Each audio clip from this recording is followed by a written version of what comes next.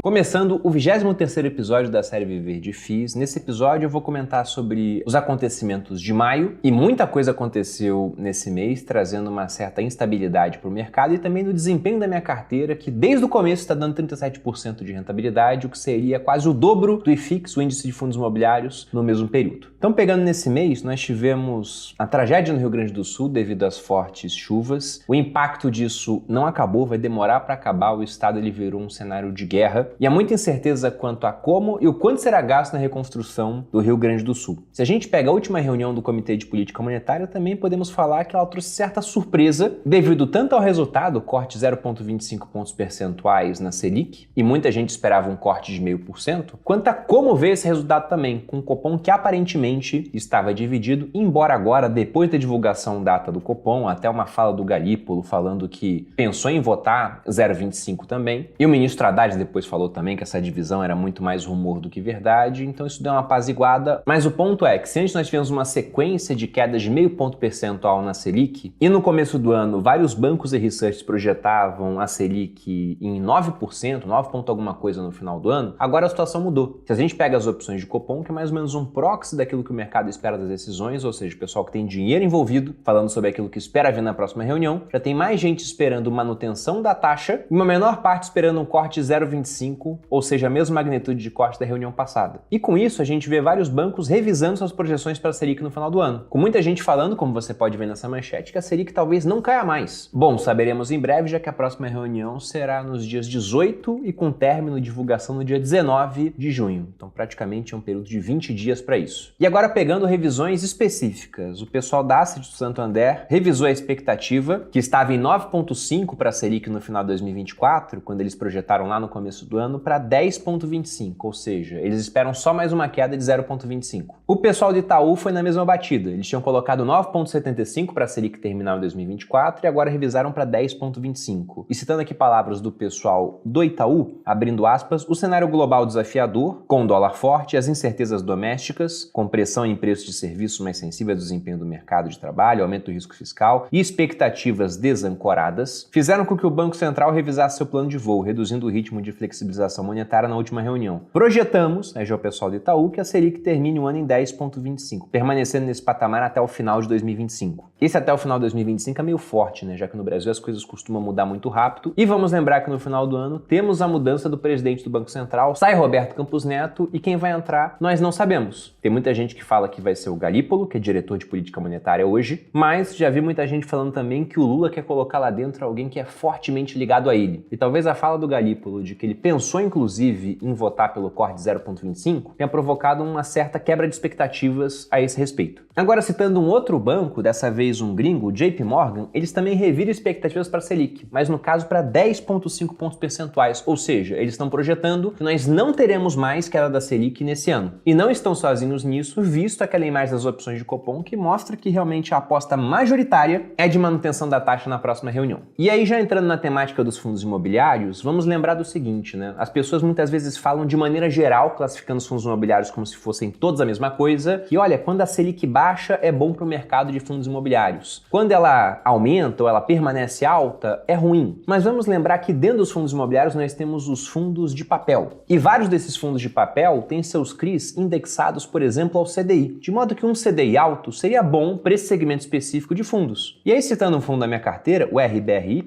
vocês podem ver aqui na tela que ele possui 67% do portfólio composto por CRIs indexados ao CDI. Ou seja, essa manutenção do CDI num patamar de 2 dígitos, para esse fundo específico, não seria ruim. Para quais fundos poderia ser ruim? Para aqueles fundos de tijolo, porque afinal de contas, quanto maior a taxa de juros, maior o custo do financiamento, a menos procura por imóvel, e o preço do imóvel tende a não andar tanto. E pegando outros fundos de papel, aqueles que têm os seus CRIs mais indexados à inflação, uma taxa de juros mais alta controla melhor a inflação. E já citando esse ponto, se a gente pega o IPCA, ele subiu 0,38% em abril e nos últimos 12 meses está em 3,69%, o que coloca o IPCA dentro daquela faixa de tolerância que a gente tem para o índice, já que o centro da meta é em 3% e nós temos 1,5 pontos percentuais de tolerância para baixo ou para cima, ou seja, o IPCA até 4,5% estaria dentro da meta do Banco Central. No momento, em 3,69%, está dentro da meta. Agora, a inflação ela pode surpreender para cima, já que ela subiu puxada por medicamentos e alimentos, e no vídeo que eu fiz falando da tragédia do Rio Grande do Sul, nós citamos lá o fato fato de que o Estado é um importante produtor de commodities agrícolas. Arroz, por exemplo, soja, também tem um rebanho relevante, então isso pode mexer com o preço de alimentos. E um outro ponto também, isso não vai impactar diretamente, é muito mais uma visão para os próximos anos, diz respeito a como vai acontecer a reconstrução do Rio Grande do Sul. Se a gente usa como expectativa, por exemplo, os dados lá atrás, de década de 60, de construção de Brasília, uma única cidade, tudo foi caríssimo. O Brasil pagou a conta de Brasília via inflação, que não parou mais depois, né? Diga-se de passagem. Se você pega de 64 a 94, um período de 40 anos, nós tivemos durante essas 4 décadas inflação de no mínimo 2 dígitos, às vezes 3, às vezes 4. Lógico que a gente não pode falar que tudo se deve ao custo de Brasília. Não, muito pelo contrário. Uma série de políticas errôneas feitas por diversos governos, principalmente os governos da década de 80, nossa década perdida, onde a inflação ela avançou assustadoramente. Agora o ponto é que, provavelmente, muitos dos recursos que serão usados na reconstrução do Rio Grande do Sul serão gastos acima da arrecadação, o que vai aumentar o endividamento do Estado. Com uma dívida maior, geralmente os juros para financiar a dívida ficam mais altos. Esses juros mais altos podem derrubar mercados, então teremos muita discussão sobre como será os próximos anos por conta dos trágicos eventos que vimos no mês de maio. Agora, saindo do futuro e voltando para os acontecimentos do mês de maio, o IFIX ele ficou basicamente estável, caiu somente 0,05, já a carteira ela teve uma apreciação de 0,69. Um outro número que vale ser comentado é o de número de investidores em FIIs, que chegou a 2.677.000. Disso, 76,2% são pessoas físicas, 17,9% pessoas jurídicas e 4,5% são institucionais. Então veja que o mercado de FIIs ele é dominado por pessoas físicas, mas tivemos também a chegada de mais institucionais, o que também fez com que o mercado batesse recorde em termos de volume de negociação. Na média, estamos negociando 285 milhões por dia. Isso é muito interessante porque é um mercado que ainda sofre com problemas de liquidez. Principalmente quem quer montar posições maiores, às vezes demora mais tempo para conseguir fazer isso. É obrigado a comprar por um preço muito diferente daquele da última negociação, já que você geralmente encontra gaps entre o melhor preço de compra e o melhor preço de venda. Então, com mais gente negociando, mais liquidez. Mas eu, pessoalmente, prefiro que esse mercado fique mais restrito a pessoas físicas, porque a pessoa física ela faz negócios piores. Então é mais fácil para quem estuda, que é o nosso caso. Elas vendem por preços mais baixos, compram por preços mais altos, quem estuda acaba tendo uma vantagem. O institucional ele faz melhor o dever de casa, tem equipes profissionais para isso. Então quando esse mercado tiver com muito mais volume vindo de institucional do que de pessoa física, ele tende a ficar mais eficiente, como é o caso do mercado acionário, e num extremo como é o caso do mercado americano, que é muito mais eficiente do que o nosso, então é muito mais difícil encontrar barganhas. Até por isso que lá fora eu invisto via ETF, enquanto aqui eu ainda faço esse picking de montar minhas posições tanto em ações quanto em fundos imobiliários. Um outro ponto que vale ser comentado também é da questão dos fiagros, que estão passando pela sua primeira crise. Se a gente pega em termos de retorno, como vocês podem ver na tela, veja que o fiagro é o azul clarinho. Ele está tendo um retorno abaixo das outras classes de ativos, tanto em janelas de 1 mês, quanto de 6 meses, quanto de 12. E provavelmente isso deve continuar com inadimplência de agricultores sendo afetados pelas condições climáticas. Notavelmente, né, agora no mês de maio, pelas enchentes lá no sul. Se a gente pega estimativas em termos de prejuízo para a agropecuária, nós temos um número aí de 2 bilhões dado pela Confederação Nacional dos Municípios. Só que isso pode ficar pior. E vamos lembrar que eventos climáticos não são exclusividade do sul do Brasil. No ano passado já havia acontecido enchente no sul e seca no centro-oeste. Então nesse ano a gente pode ter novamente nossa safra afetada por conta de outros eventos fora aquilo que já aconteceu em maio. De maneira que para quem está comprado em fiagros a gente pode ter um futuro próximo turbulento igual ao presente. E justamente por isso que eu não tenho fiagros na minha carteira. Eu achava que isso poderia vir a acontecer, além do que tem a condição estrutural também deles serem muito centralizados em alguns poucos CRAs ou em algumas poucas empresas que são no final ali quem vai pagar esse valor do CRA. Feito todo esse preâmbulo, agora vamos dar uma olhada na carteira para ver como é que foi a rentabilidade, os dividendos, o que está atrativo, o que eu vou fazer diante de tudo que eu falei. Para isso eu estou abrindo aqui o MyProfit, estou mostrando aqui o meu portfólio. Vejam que hoje eu tenho 8 fundos imobiliários na minha carteira.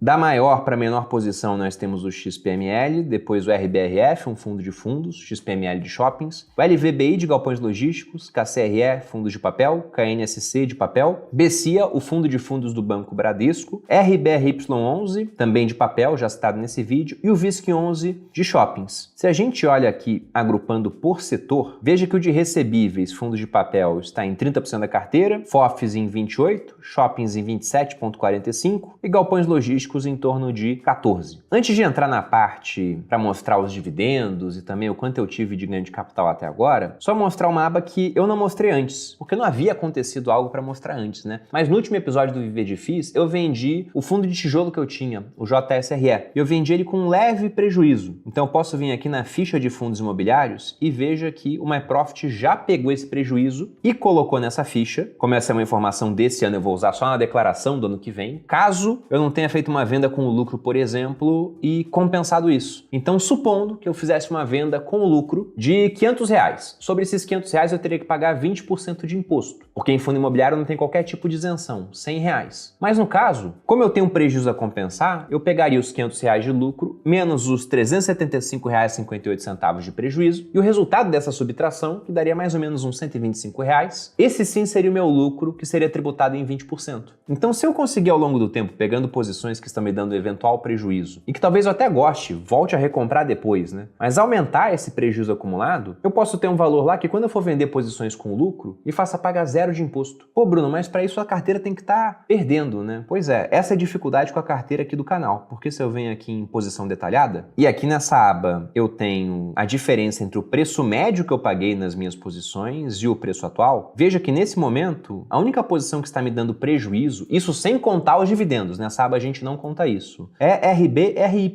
só que é um prejuízo de 0,14%. Então não tem por que eu vender agora, ainda que eu fosse recomprar nos dias seguintes, até porque nos dias seguintes eu não vou conseguir recomprar pelo mesmo preço. Talvez eu compre por um preço mais baixo, talvez por um preço mais alto, talvez por um preço muito mais baixo ou muito mais alto, depende do que vai acontecer, mas como esse prejuízo é muito pequeno, não tem por que vender. Agora, se esse aqui fosse um prejuízo de, digamos, 10%, eu poderia vender esse fundo, recomprar depois o mesmo fundo, passado alguns dias, e agora eu teria exatamente a mesma carteira, mas com um ativo a mais, que seria esses 10% de prejuízo, vamos colocar aqui que seriam R$4.000, arredondando, que eu teria para compensar lucros futuros. Mas não é o caso agora, porque os prejuízos estão muito leves. Então, se a gente pega em termos de ganho de capital, foram R$54.698, e indo para a parte de dividendos, que é aquela que costuma interessar mais ao pessoal que monta uma carteira de fundos imobiliários, estou aqui no meu painel de proventos. Nesse painel, vou mexer no período, vou colocar aqui recebidos nos últimos 24 meses, ou seja, estou contemplando praticamente todo o período da carteira, e aí veja o seguinte, ele está falando que eu recebi R$78.340 de proventos, ou seja, eu recebi mais em dividendo do que eu tive em ganho de capital. Isso representa um yield on cost, que significa o quanto eu recebo comparado ao preço que eu paguei, é o que eu recebi dividido pelo preço que eu paguei, vezes 100 para ficar em percentual, de 11,83%.